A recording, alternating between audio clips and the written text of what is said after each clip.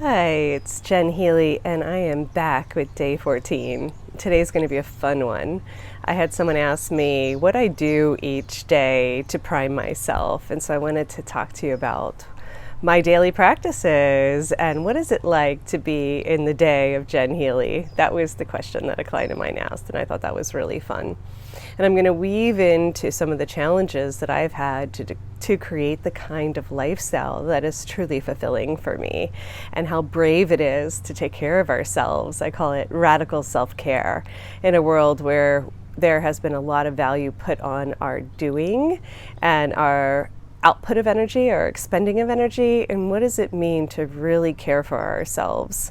So each morning I take 2 hours to prime myself, to tune myself up. And I do this really as a public service so I can be my absolute best, as well as to feel good and to show up in the world. This is really important to me. So I typically spend 2 to 3 hours not only doing my meditation time, my superfoods, my supplements, but also exercise and movement. So I get up and I put nutrients in my body and I get in the swing and I start priming both my physical well-being as well as my mental emotional state with my meditations. And some of you may know that I've recorded hundreds upon hundreds of these quantum healing transmissions over the last 15 years. And I have shared some of them publicly on YouTube as a free gift, but a lot of them I do just for me. And so not only do I do what I call active meditations, which is I listen to the recordings that I've already done, but then I spend several hours a day recording new transmissions, both with clients, but also on my own, just whatever topic comes up for that day. I'm going to drop into meditation and listen to Source, listen to Spirit, and receive the guidance. That wisdom has been so crucial to my well-being over the years. So I mostly eat vegan. I'm just going to describe a little bit about what I eat, what I do, the exercise, how I spend my time. And growing up in Philly, it was not cool at all to be vegan. And so I started this more unusual lifestyle at the age of 13 when I got to decide what I put in my body. And Philly is known to be home of the cheesesteak, and so there weren't a whole lot of options. So I wound up getting very creative and learning how to prepare my own foods, and I love to make things. So I spend each day creating in some capacity, both with nutrient-dense foods, mostly plant-based. I'm about 95% plant-based, and foods that have basically high impact on the body with low consumption of energy. Most food takes more energy than it gives in terms of our ability to digest, and so it's really important to me that I'm eating food that not only nourishes the body but is easy for the body to digest. And then after priming myself and doing some sort of exercise, when I'm in Marin, I like to hike and bike and walk. I love being in nature, of course. And then when I'm in Maui, I often will bike down to the beach and do my meditations there and get in the water. I love the water sports and the receiving of the energy from the crystalline codes of the waters. And I prefer to be outside when I exercise whenever possible, but it's all weather dependent, right? And then I spend about 10 to 12 hours a day focusing on my clients, my courses, calls, meetings, projects. And my sessions with clients are very different. They're very dynamic. I have about 4 levels in which I work with people. I mainly like to do soul sessions where we're really working with Source and this idea of reconnecting to our own power, our own energy. And that can look like meditation, that can look like quantum healing, that can look like empowerment coaching and aligning both the mind with the body and the spirit. And it can look like movement and embodiment practices. So all of that gets blended together and weaved together. As I mentioned, I have 10 different healing technologies, electromagnetic therapies that I use in combination to open up the energy body and to tune it to optimal health.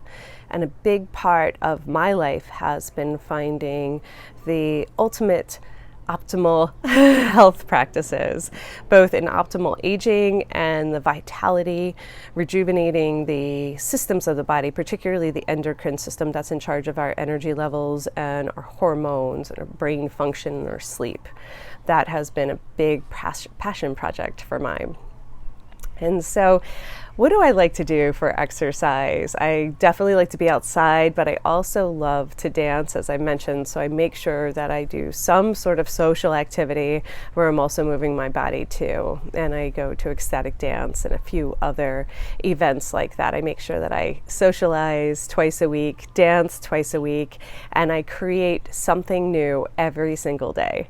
And I take time for this, either in the evening, for me, I'm high energy in the evening, so that's my creation time, or I do it in the middle of the day. I have also designed my life where from 2 to 4 each day, I have a lunch break, but then I also have time for creativity.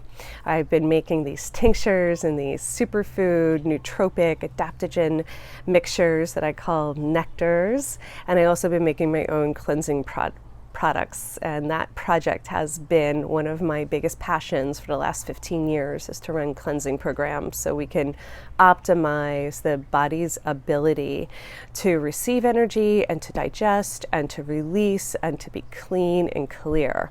It really makes a huge difference in terms of us being able to take in more energy and know how to process and assimilate and release what is no longer serving. It's all very symbolic.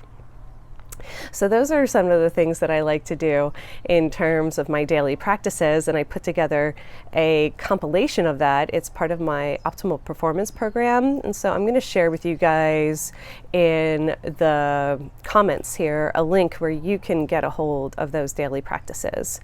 A couple of my favorite meditations is this breathing meditation I do every single day, and my thriving practice. This is how I prime myself. I start with gratitude, and I use my imagination and visualization to see myself thriving, and then I send more love. I send more love to not only myself and others, but to the challenges and things that I could not resolve in the past. I send love backwards, and then I send love to my future self, and I send love to the life that I'm creating.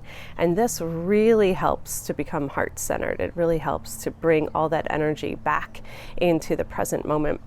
And then I get creative with whatever's inspiring me for that day. Whatever topic has come up, I usually drop into presence. I will do an energy reset, or I will connect to source. I have these different meditations that you can find online on YouTube if you'd like to try those.